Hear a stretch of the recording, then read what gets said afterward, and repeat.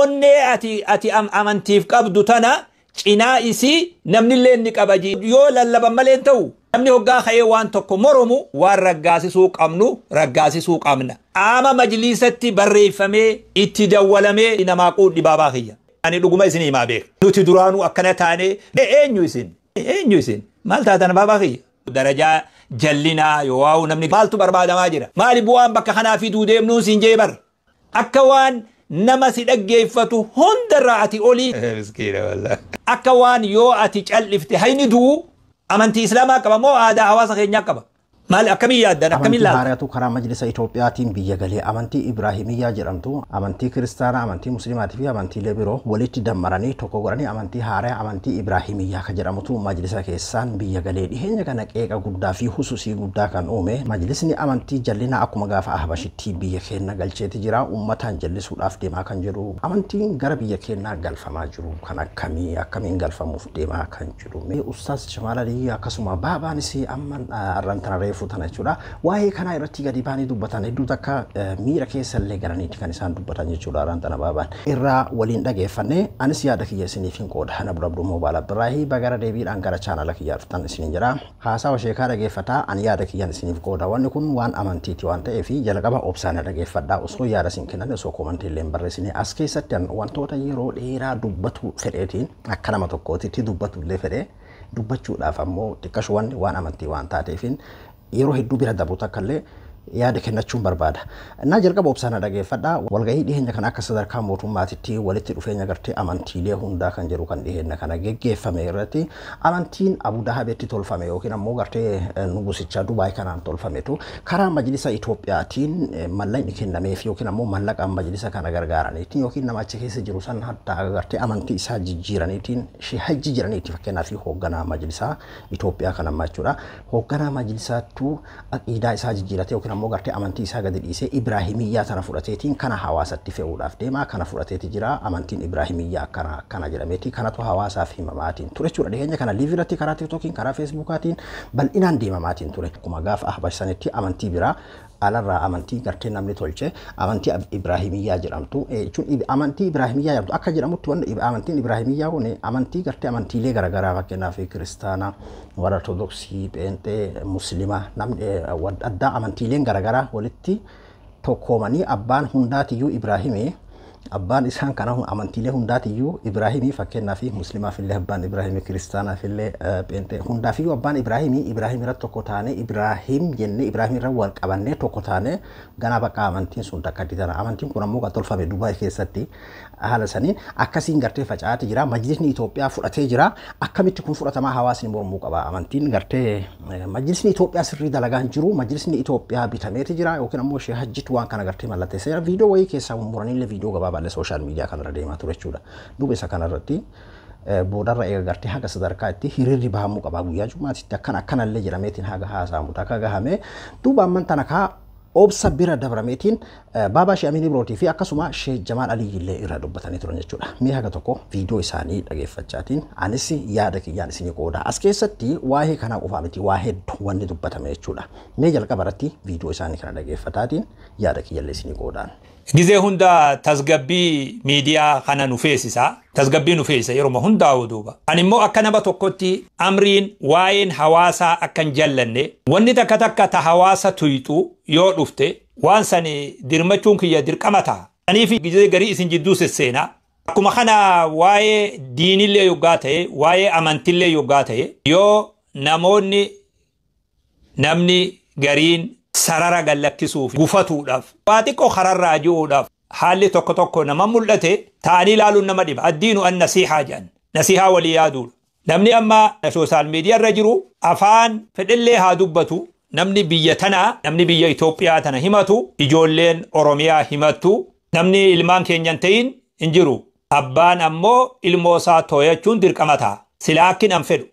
odoo silaa dubbiin akkan an fedhu taate ilmoon odoo abbaan mari'atte yoggaa waan takka tarkaanfii fudhachuu deemtu yoggaa takka waan tokko dubbatuu deemtu waan tokko irraa haasa'uu deemtu yoo mufannoo wahii dhageessisuu barbaadan silaa ilmoon abbaan mari'atte silaa hin jeebeef silaa abbaan mari'atte dhugalleen akkasi haynilleen akkasi barbaachisalleen akkasi دوبا والتجي ديوتنا ديم سفمتي مجلسني إسلام اللين قودر رافضته عصوا إسي بلئنان ميديا خنرتي واين سندي ماجرا والتجين خا قوبي فمتي صدركا موتمتي قوبي فمتي مجلسني نما أفيرمي أكما أبوتين أمانتي برو أفيرمتي مجلسني نس أفيرمي والتجي سنرى قودة فضته واني براوي في متدورين أكتي قد أمتي هندي سيدا واي نغينيا في واي وجيجيرينيا في نغينيا وانجو جيچولا هاتو والتجين سني غرائسي خيسا قبدو أكا غاريتي بلئنان بلئفمي أجندان سن أجنداته أصبحوا باتولي واني نمني شكي إرى الان ألوسوني وانسان خيسا جراچون سيدا وانما صداتمو وانما ملولي جيچولا هاتو واين فكران أمانوتي مرمو جرتوني نقفامي نموتمتي أمانتي بروتو نمني وايسان قيبلو يوهو وايسان فراتو نمني أمانتي برو اللي ننجرو دوبا علمائين أما وان كان هبنون قمني يوهو وان كان أكنوا فيداني أمة إثيوبيا فئوف نمني ديمو نمني توكو شيخ ديسي درسا لنا كنجر أجيلوتي هبتمو برباكي سجيجول خنافو نموني على الراجول لين دمروا لو أنت فكنا في إبراهيمية يعني أمانتي لنمنهم دينو أبان إسا إبراهيمي إبراهيم رتي ولي قلا إبراهيم يعني أمانتي تكتي وانا مغرتي كريستانا مسلمة مالي جرمسان هندو بقى واقوم توقعا وكنا مؤقتا في انسسا هندو إبراهيم رتي ولي قلا إبراهيمية جرمسان أمانتي لما بيروتو أبوتي من أمانتي بيروتو كم فرطو متي نعمتي أتشكيز أكا شكي تجراتو دندا مريكيس جراتو دندا وانا كنا jira jedhamee haasawaa san keessa marii san keessa jiraatu danda'a garuu walgahii san irratti sadarkaa mootummaatitti kan qophaa'e waa'ee tokkummaatii fi gartee waa'ee nagahaa irratti kan isaan haasawaa mari'an akka jiru madduun achirratti barraa'e hunduu waan akka mootummaatitti qophaa'eedha afeerraadhaan kan dhaqe akka amantii musliimaatti akka majlisa Itoophiyaatittis afeeramee akkuma amantiileen biroo akkuma warri gartee tawaahidoo fakkeenyaaf warri protestaantis amantiileen achirratti afeeraman hundinuu afeeramanii dhufanitti kan musliimaallee afeeramee akkuma nama tokkootitti afeeramee dhufe walgahicha immoo sadarkaa mootummaatitti akka walii galaatitti kan qophaa'e maal inni duuba wantichi hubatamuu barbaachisa jechuudha. Kanaafuu namoonni alarraa ijoolleen teenyataa abboota ufirratti waa moromtu silaa akka kiyya namni bakka barnootaafaa jiru wanni inni waa baratuuf rakkoo hawaasa ufii sirreessuudhaaf waa barata. Yoggaa dubbiin namni isaa namni guddaan isaa sheekni isaa namni isarra guddaa tokko namni biyyasaa amantii biyyasarraa gaafatamu tokko yoo nama sanirraa waa hubachuu barbaade yoo namni kuni bakka kana ni dogoggoree yoo sirriin goone jechuu amanu yoo taate kallattiin gattaa'ee barataan islaamaa gattaa'ee kallattiidhaan majlisa islaamatiif barruu takka barreesse maali wanni oofaa jirtanii maali wanni deemaa jiru jedhee ibsa barbaaduu qaba. Eega waan san hubatee booda waan kana ummata keenyarraa dhiisaa wanni kun maslahaa ummataan qabu jedhee yaada kennatu qaba. Yoo yaanni isaa kuni bu'aa buusuu baate gara moromuudhaa deematu. Ani akkana akkitti amanulleen kana akkitti beekulleen kana. Wahuma takka argamtee jecha waan keessallee qaceellotti hin beeyne yeroo garii waan akka gaariitti keessan beeyne nama muda. Wanni asitti majlisni waa farramulleen hin jiru. Wanni inni farramulleen hin jirtu. Majlisni waltajjii itti yaamame malee wanni inni dhaaba waan tokko wajjiin waa mallatteessulleen bakka kanan jiru majlisaatu biyyarratti waa farrame jechutti haasawuun bareedaadhaa miidhu yoo hauna uma tokko ka majlisa keessa jiru dawwalame maa keessan hubanne quraanni akkana nu ajajaa beek waa wal mariyatu deebi'anii wal gaafatu amrii walit deebisanii wal hubatu ani namni waa moromu maa moroma jechuu khiyyaami wanni moroman hundi akkatti moroman qabdi wanni balaaleeffatan akkatti balaaleeffatan qabdi amma waan mooraa teenya keessan jirre gama mooraa teenyaa fiddan waan mooraa teenya keessan jirre gara mooraa teenyaa fiddan ilaafa waan tokko haa duniyaanuu amma dura irratti waliin galiin kanamni nuu adda addaan du'aan irra wal dhabaa jiru harkifnee wal dhabbiisan ta islaamaa goonee fudhannee mooraa teenya galchinee akka nuti irratti wal nyaannu taasisaa jirra ani kana kanin irraa isin dhoorku. Yoggaa tuutti takka tawaa moromtu maqaa namaa dhooyitee nama gurguddaa biyya tana keessa jiru maqaa katabdanii maqaa yaamtanii suuraa maxxansitanii akkanatti yoggaa haasoytan adeemsi kun adeemsa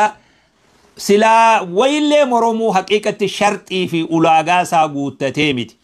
Waan an sodaadhu tuuta moromtuu fi tuutti biroo takka ammas as baatee ijoollumti teenya wal afaan dhaabbachuu sodaadhatu. Ajandaa tokko haa ummata keenya laalchifne ajandaa sanfinnee ummata keenyaaf ajandaa godhuun bareedaa mi akkan allaalutti jechuudha. Maqaa namaa dhooytanii shee abalu jettanii nama guddaa biyyi tun xinnoo guddaadhaan wanti isaan ittiin haasawan jechuudha. Dirqama itti taateeti gad isaan gadi bahanii illee dubbatan jechuudha. Wanni kun waan sooshaal miidiyaa irratti dubbatamuudha malee miti. Isaan of eeggannoodhaan sirriitti of eeggannoodhaan kan isaan ittiin haasawan anaati ammoo haasa'uu illee ni dandeenya.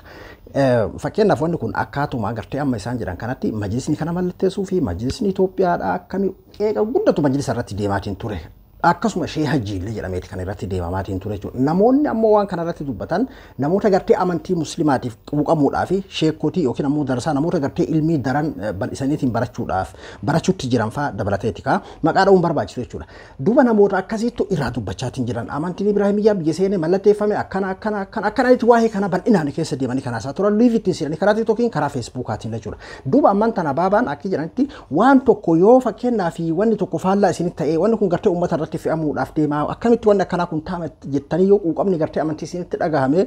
akkasuma gartee waan beektan kana hawaasaaf ergaa kanallee qooduu ka barbaadan taate majlisa saniif maan bilbiltanii hin gaafatina majlisa saniif maaliif xalayaa barreessinaa poostaa maaliif hin erginaa fi gadi baatanii sooshaal miidiyaa irratti maaliif dubbattanii namni amantii ofiitiif quuqamee amantii ofiitiif dubbatu waanuma jiru yoom waan kana keessa iyyuu hubattanii yookiin namni tokko nama majlisa keessa jiru maaliif bilbiltanii gaafatina namu tokko ajandaa godhuun bareedaa mi akkan allaalutti jechuudha. Maqaa namaa dhooytanii shee abalu jettanii nama guddaa biyyi tun qabdu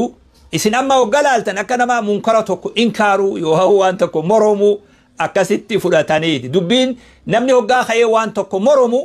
waan an moromu kuni faallansaa maaltu dhufaa laaluu barbaachisa. Waan isiniin jiru qaama tokko taanee afaan tokko taanee waan moromamuu qabnu moromne waan raggaasisuu qabnu raggaasisuu qabna. Afaan tahuun rakkoo akka ta'e beekaadu. Yoo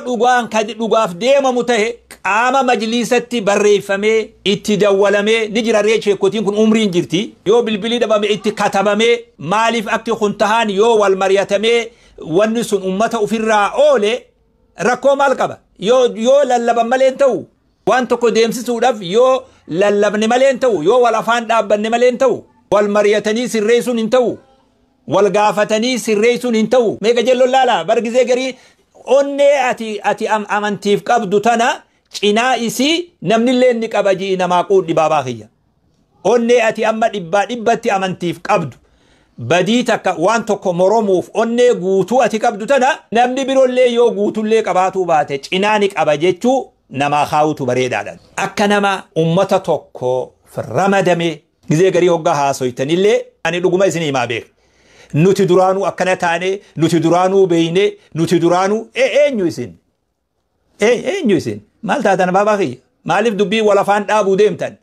Maaliif rakkoo ummata guyyuu qilleensarratti akka baatu gootan? Ummata tokko gattaa'ee waa wal'aannachuu hin dandeenye maa fakkeessitan? Dhaabbanni isin komattan kun bakka taa'u jira. Nam tokko isinirraa katti bilbilee waan kana gaafate jira. Maaliif waan kana gootan namni jee jira? Namni yoo dinniina ufillee dhiheeyse yoon waan kana deebisaa nu kennuu baattan yoo waan kana ummatarraa dhoorkuu baattan gabbaanee ummatatti lallabna jeellee ka dinniina godhellee jira. Ajandaan bakka kana jiru amma isin nuti irraa muddamnee sodaanne kanaami ajandaan jiru. Ammoo garaa keessa wanni sun jiraachuun ni malatu. Kanaafuu yoo hawaasni dubbannuuf hawaasuma nuti harkaa qabnu ka keessa jirru kana taate. Amantiin nuti hundi rakkannuuf yoo tanuma harkaa qabnu tana taate. Wal mari'annee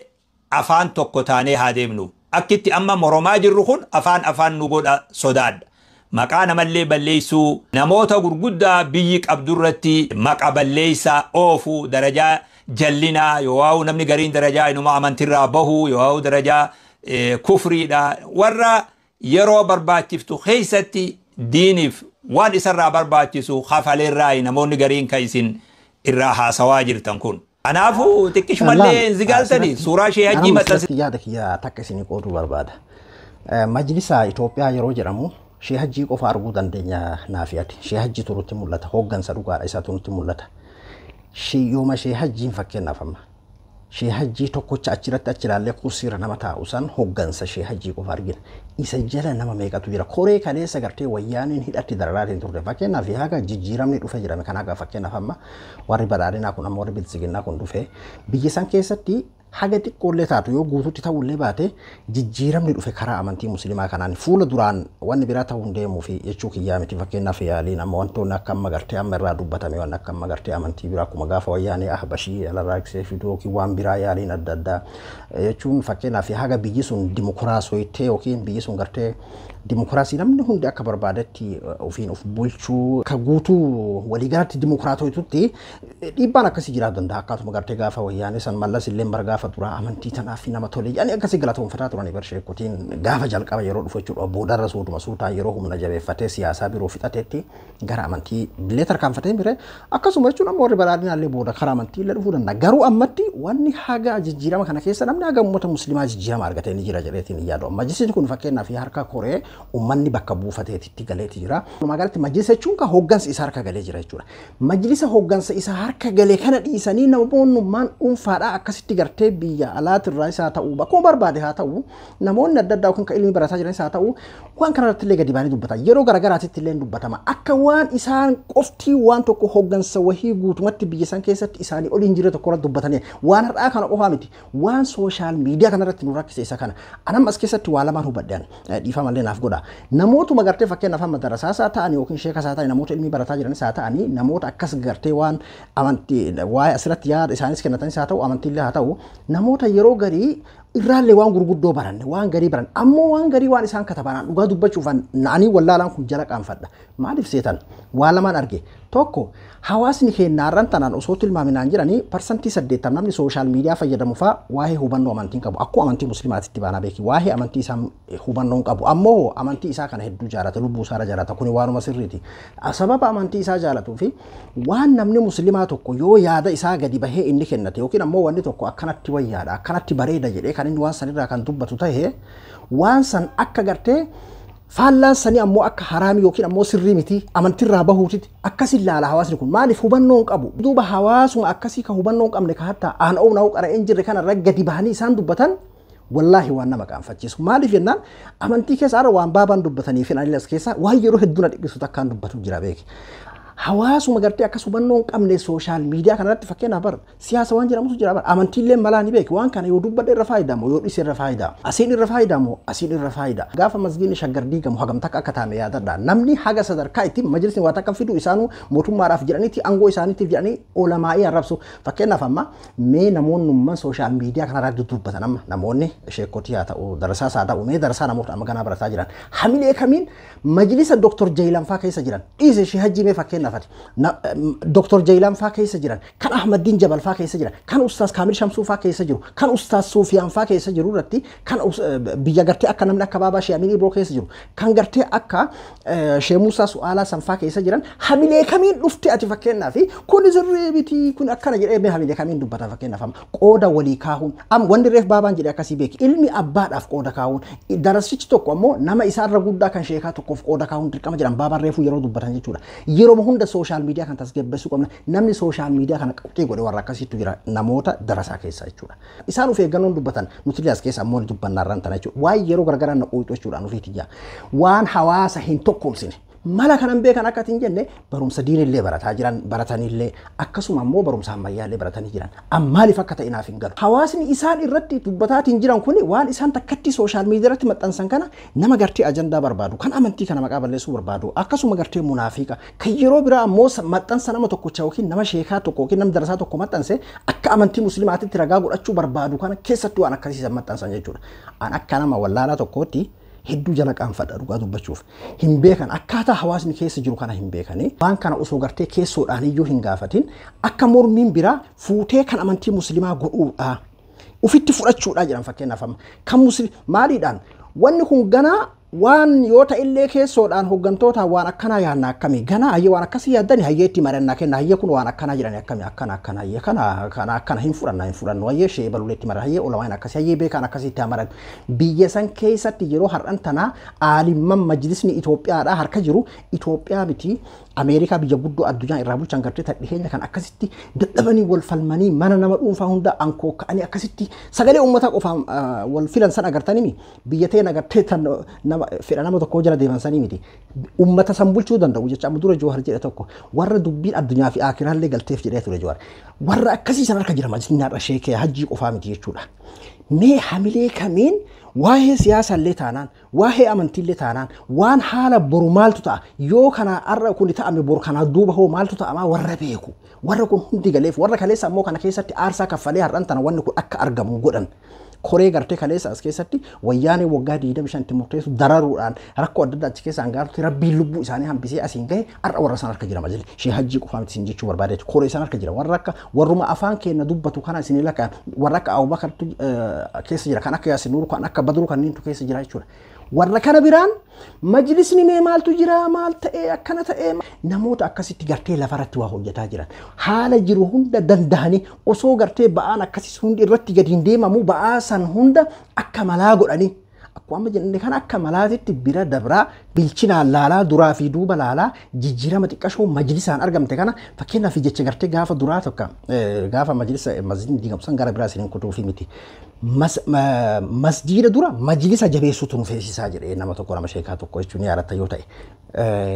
maaliif ennaan masjida san kan hogganu majlisa yoo majlisni jiraate masjidni sun jiraata majlisni hoggansa jechuudha hoggansi yoo hin jiraanne masjidaa miti amantiilee dhiibbaan irra gahuu danda'a waan ta'eef jechuudha akkaataan amma deemamaatiin jiru akka gartee waan amantiin tun abbaan qabne akka waan hawaasni kun nama isaa dubbatu hin qabne moo ulamaa'ii fi gartee hawaasa kana walitti buusuu barbaadan warra miitira dubbatan kan jirudha fakkeenyaaf yaadni amma baabaa kun jechuudha duuba yeroo biraa hoo maaltu ta'a fakkeenyaaf amma waan kanarratti kabira ammoo Ibraahimiyyatu sirriidhaati afaan kamii mormita ka jedhutu as dhufa wanni kun waan siyaasaati waan gartee fakkeenyaaf maybe mootummaa harka keessaa qabudha waan mallaqaan bedeemamtu akkuma gartee gaafa habashisan jechuudha yeroo sooshaal miidiyaatti gadi baateeti akkana habashii fide shee hajji malatteesse Ibraahimiyya sirriidhaati maal fidda kasiin jedhutu gad dhufa jechuudha mormitu gad dhufa kanaafuu maal ta'e duubate amma keessoodhaan akka yaadaatitti hayyootaaf yoo ta'e illee dhiyaate hayyoonni akka danda'anitti akka beekanitti hayyummaa isaaniitiin dandeettii isaaniitiin bakka san bulchaa jira waan ta'eef itti if duuba ittiin deebisan danda'an san osoo harka jiru ganaa gartee hooyi asirraa kanaanii akka waan mormii hawaasaatiif dhiyaate gootee ummata fudhachiifte jechuudha baabaan beekaatu macinaa si himan akka hawaasaa gootee akka waan mormii hawaasaatiif dhiyaate tokko fakkeesse jechuudha garuu warri waan achi keessa bulchaatiin jiru haala kana hunda isaa quba qaba dubbatullee hin barbaachifne lafarratti kan dubbatamaatiin jiru. Irraa haasawaa jirtan kun. Kanaafuu xiqqishumallee zigaaltanii suuraa shee hajjii maxxansitanii hoggaa akka waan shee hajjiin amantiirraa baheetti hoggaa haasoytan garam oofaa jirtan amrii dura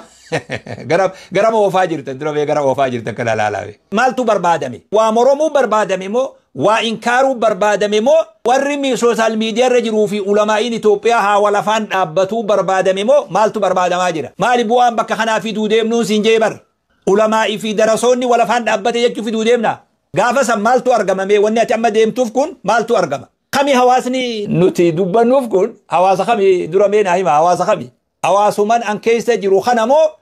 hawaasa birooti hawaasni amma namni dubbataa fi jiru kun. Ani waa isiniin ji'u ilaa fi ilaamee ummata tokko keessaa dhabamnaan namni dubbii wal gaafatuun wal mariyatuun dhabamnaan namuu bakkuma jiruun farda isaa fe'atee gulufnaan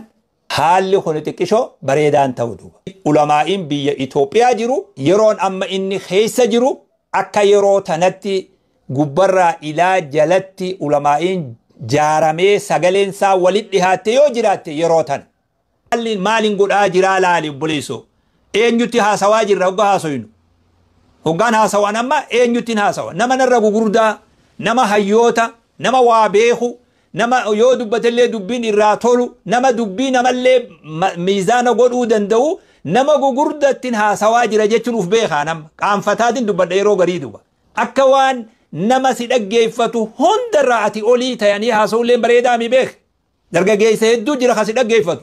Kasirra waa beeku. Dargaggeessa hedduu jira ka amantiif dhukkubu hangaati dhukkubdu kanaa ol. Sheekota hedduu jira ka amantiif laalatu miskiina wallaahi hedduutu jira baay'een jechuudha. Nama hunda zeeroo godhanii akka waan yoo ati callifte hayni duu hayni suma qofatti wahyii godhamee fakkaatuun yaa ijoolleetiyya akkitti maa haakadhaa tu'ukalul katifu yaa sa'adu maa haakadhaa tu'ukalul katifu qaceellotti naalaalaa duuba. Kallattiidhaan maan dubbifne majlisa kana? Kallattiin maaltu dubbisuu nama dhoorke wanni qilleensarratti waa wal'aanamu eessa dhageessan qilleensarratti waa ni wal'aanamaa? amantii islaamaa qaba moo aadaa hawaasa keenyaa qaba namni dubbii qilleensarra wallaana dubbiin magaalaa gabbaate jechuun wallaanamte jechuudha maal akkamiin yaaddan akkamiin laaltan namni waan kanaaf afaan mimmi'eeffataa jirtanis achuma dhaaba rabbiin baga afaanii humaas hin baasinii afaan keetiin daima nyaadhu achumatti irraa atillee naa dhaabbadhu namni duruu immoo dubbiin afaanii isin baate duruu waan jettan illee jettan ummata keeysaniif jecha waan jettan kanarraa as deebi'a achuma dhaaba odoo waan tokkotti hin daballe deeggarsi tokkollee odoo itti hin finne dhaaba gara majlisa wajji wal mari'adhaa koottaadha kataba barreessa bilbila maaltu isin dhorke maaliif akka inni ta'e haqiiqumti waan bakka kana deemetu maali jechuu qacellotti keessa hubadhaa barataan islaamaa tokko akkanumatti waa'ee ummata fi fuudhee qilleensarratti baasee maaliif dubbii namaa hiyyeetii gootan maaliif dubbii islaamaa hiyyeetii gootan haa xiqqaatu haa guddatu ulamaa'ota qaba doktor Jeylaaniin ka hoogganamu sheeyajjiin ka hoogganamu ulamaa'ii qaba wanni kuni maaliif mariin goone hoo maaltu marii nu dhorke yoo mariyattanii afaan dhabdan mee misaaliif mariyattanii afaan dhabdan yoo waa isinirra moromame yoo waa isin harka didan haya gaas booda nun komatina nuti baanee lallabnee ufirraa baafnaa maaliif akkanan ta'in maaliif waan tokko gaa dhagee namni haruma hamtuu qofatti maa hubata namoonni jarjaranii akkasii waan akka isaan dubbatan san haala hawaasni kun keessa jiru illee hin argan hawaasa bar nuyi keessa jiru kanatu argaa isaan caala jechuudha hin argan hawaasni duuba akkamii fudhataa jira fakkeenyaaf amma namni sheekaa tokko yoo ol bahee ati yeroo ta'e fakkeenyaaf jedhaa beeka feesbuuka kana gartee yeroo hunda isa fayyadamuu caala gatteessee gartee yoo quraana qaraateedha feesbuuka fayyadamuun gaarii miti yoo jedhe nama hubannoo hin qabne ka feesbuuka fayyadamuun haraami jedhee fudhatutu jira faadha fakkeenyaaf yoo wanni sun sirriitti ibsan ta'anii nama akkasii fa'aa jira hawaasni duuba nam tokko yoo akka yaadaatti namni sheekaa tokko namni darasaa tokko yaada isaa akkana waan gartee diiniidhaan wal simu akkanatti deemuu qabna akkana godhuu qabna shabaabni akkana ta'uu qaba hawaasni akkana ta'uu qaba jedhee yoo yaada isaa kennate yoo faallaan sanii hafe ammoo akka haraamiititti nama beekutu jira hawaasni keessa waan namni sheekaa tokko yaaduma dhuunfaa isaa yoo inni hin kennata ta'e waan san akka gartee haraamii fi halaal labsaa jiruutitti kan isaan laalan namni kun yaada isaa kennate yaada isaa kana alallee yaadni biraa yaada kiyya kanatu irra diinitti dhihaata yookiin ammoo kanatu irra kheyrii qaba jechuudhaaf yaada kana himataa jiratti osoo hin ta'in yaadni kiyya kanaadha faallaa kana deemnaan ammoo faallaa amantiirraa baatee ati akkasi beekaa hawaasni sooshaal miidiyaarra jiru kanummaan amantii jaalatu kiyya beeki isa munaafiqaa fi gartee mujrimaa fi maal dhiisi hawaasnummaan waa'ee amantii kanarratti hubannoo hin qabne jechuudha nama sallaala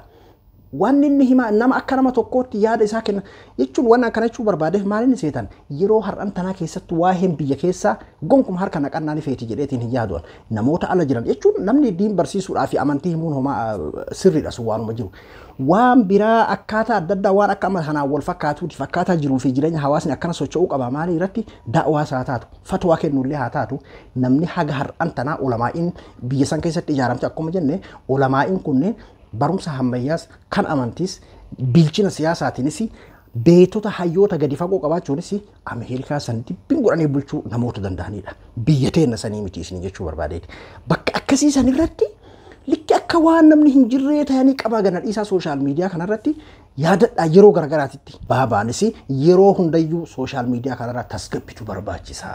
abbootii keessaniif qooda kaayaa wanni tokko yoo bitaa isinii gale abbootii keessan gaafadha sheekotii keessan gaafadha kan jedhu ergaa san dabarsanarra tana baabaan jechuudha akka waan gartee amantiin tun hiyyeetti taate nama dubbatuuf hin qabne kan sheekotii achi keessa aangoo isiitiif akka waan hin dubbanne yookiin ammoo waan kanaayyuu akka waan argaatiin hin jirre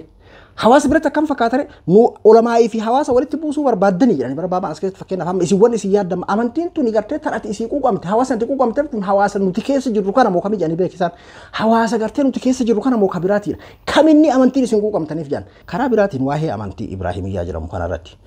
mootummaan fakkeenyaaf godhuu danda'a akkuma reefuu jenne kana fakkeenyaaf akkuma Habashii warri Mallas fide san fiduu danda'a mootummaan haga dimokiraatooyinetti haga hin dimokiraatooyinetti waan barbaade fiduu danda'a maaliif ennaan kallattii kamiin ol ka'i yoo gartee gamanarraa gamana salaatii jedhee kamtu naa ta'a akkam godhuu qaba akkami akkanaa ta'uu godhuu qaba hin yaala mootummaa ammoo fakkeenyaaf Ibraahimiyyaa jedhamee amma Dr. Jeylaanii fi Shee Hajjii fi Shee Baabaa Shee Amiin Ibrooti fi Ustaaz Kaabir Shamsuu Ustaaz gartee Ahmadiin Jabalii fi Ustaaz Suufiyaan kanneenii miti jara kanaami jara addunyaa bulchuu danda'an kanneenii miti